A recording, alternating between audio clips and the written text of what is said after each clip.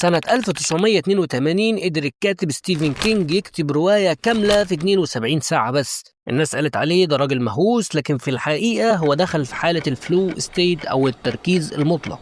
حالة لما بتدخلها ما بتحسش بالوقت ولا التعب ولا حتى صوت بيشتتك، كل خلية في جسمك مركزة على حاجة واحدة بس. ايه هي الفلو ستيت وليه بتحصل وازاي احنا كمان نقدر نوصل لها؟ في الفيديو ده هتعرف ازاي تخلي مخك يشتغل بقى على أداء وقت ما تحب. اعمل لايك الفيديو واشترك ويلا بينا نشوف ايه الكلام. الفلو ستيت او حالة التدفق هي النقطة اللي عقلك بيشتغل فيها بكامل قوته من غير ما تحس، من غير ما تتشتت، ومن غير حتى ما تحاول. كل حاجة حواليك بتختفي ومفيش غيرك انت والشيء اللي بتعمله. في الغالب بندخلها بالصدفة، بس ايه رأيك لو قدرنا نتحكم فيها؟ الفلو ستيت مش مجرد نظرية أو كلام وخلاص، لكن هي السلاح السري لمعظم المبدعين عبر التاريخ، زي أينشتاين اللي كان بيسرح في المعادلات بالأيام، أو إيلون ماسك اللي كان بيدخل فيها أثناء شغله وهو بيحل مشاكل معقدة جدا بالتركيز المطلق.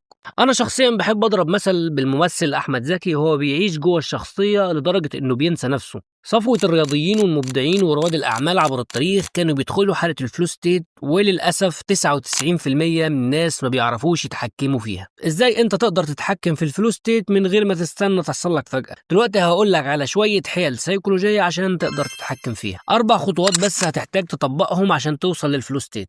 أول خطوة هتبدأ بنفس عميق وشوية تمارين رياضية بسيطة كده ومكان هادي بإضاءة مريحة. تاني خطوة شيل أي شيء ممكن يشتتك عن اللي هتعمله، اقعد في مكان شبه معزول من غير موبايل أو مصدر صوت يزعجك. تالت خطوة ابدأ ب10 دقايق شغل بتركيز مكثف من غير ما توقف. انت بتحتاج من 10 دقايق لربع ساعة عشان تدخل في فلو ستيت، لكن أصعب جزء هو البداية. رابع خطوة حط هدف محدد قبل ما تبدأ واعرف انت عايز تعمل ايه، وما تخليش الهدف ده يكون سهل فيزهقك أو صعب فيحبطك. خليه أعلى من قدراتك بشيء بسيط عشان يبقى بمثابة تحدي ليك. لو عايز تحافظ على الفلو ستيت ابعد عن الحاجات دي. رقم 1 الاوفر ثينكينج، وده لان الشغل والتركيز محتاج فعل مش شك وتفكير كتير، وكنا عملنا فيديو عن الاوفر ثينكينج هسيبه في صندوق الوصف لو حابب تشوفه، وانصحك ما تشوفوش. رقم 2 البرفكشنزم، انك تستنى افضل وقت وانك تحاول تعمل كل حاجه من غير عيوب، ده بيمنعك انك تركز من الاساس. رقم 3 قله النوم، واللي معناها بالتبعيه قله التركيز، لان النوم هو السر في كل عمل متقن. والاكل الكويس طبعا وشرب الميه ليهم كمان دور كبير في زياده التركيز وتسهيل دخولك في الفلو ستيت. في النهاية الفلو ستيت